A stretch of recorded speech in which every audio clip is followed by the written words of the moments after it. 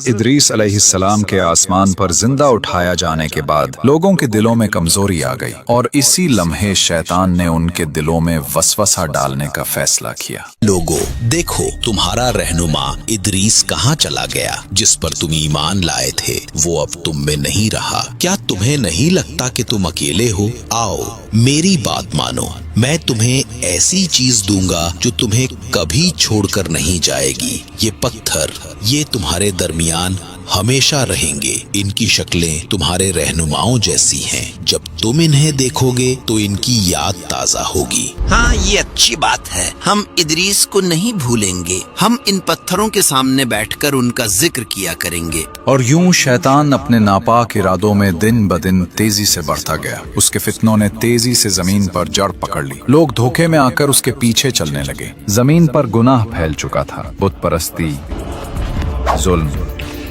فحاشی، انسان اپنے رب کو بھول چکے تھے۔ تب اللہ نے نوح علیہ السلام کو نبی بنا کر بھیجا۔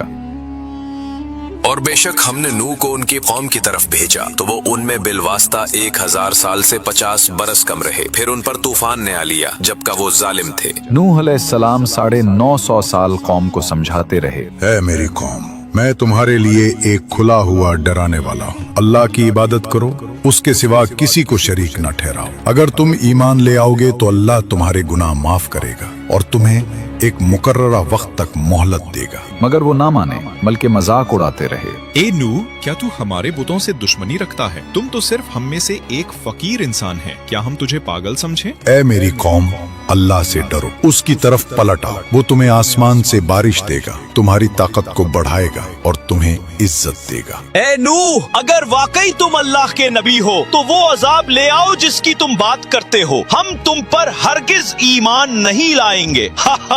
دیکھو تو یہ ہمیں اللہ کے عذاب سے ڈراتا ہے، یہ نوح پاگل ہو گیا ہے۔ بس کرو، اگر تم باز نہ آئے تو ہم تمہیں پتھروں سے مار ڈالیں گے۔ نوح نے کہا، اے میری قوم، میں تمہارے لیے صاف صاف ڈرانے والا ہوں۔ اللہ کی عبادت کرو، اس سے ڈرو اور میری اطاعت کرو، وہ تمہارے گناہوں کو بخش دے گا اور تمہیں ایک مقررہ وقت تک مہلت دے گا۔ نوح علیہ السلام 950 سال قوم کو سمجھاتے رہے، دن رات، چھپ کر، علانیہ، مگر وہ نہ مانے بلکہ مذاق اڑاتے رہے۔ مگر حضرت نوح علیہ السلام لوگوں کو بار بار اللہ کی طرف بلاتے رہے، مگر لوگ مسلسل انکار کرتے رہے۔ جب حضرت نوح علیہ السلام کو یقین ہو گیا کہ یہ لوگ ایمان نہیں لائیں گے تو آپ نے اللہ کے حضور ان کے لیے بد دعا کی۔ اے میرے رب، میں نے اپنی قوم کو دن رات بلایا، میں نے کھلے عام اور پوشیدہ دعوت دی، مگر انہوں نے اپنے کانوں میں انگلیاں ٹھونس لیں، کپڑے اوڑھ لیے اور حق سے منہ موڑ لیا۔ اور نوح نے کہا، اے میرے رب، زمین پر کافروں میں سے کسی کو نہ چھوڑ، بے شک اگر تو انہیں چھوڑ دے گا تو یہ تیرے بندوں کو گمراہ کریں گے اور سوائے بدکار اور کافر کے کسی کو جنم نہیں دیں گے۔ اللہ تعالیٰ نے حضرت نوح علیہ السلام کو اپنی قوم پر آنے والے عذاب کے بارے میں بتایا اور انہیں ایک عظیم کشتی بنانے کا حکم دیا۔ اور نوح کو وحی کی گئی کہ اب تیری قوم میں سے کوئی ایمان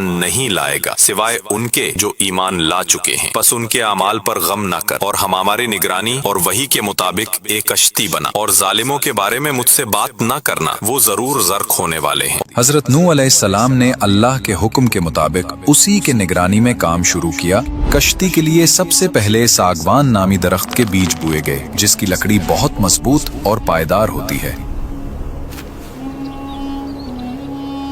یہ درخت تقریباً 100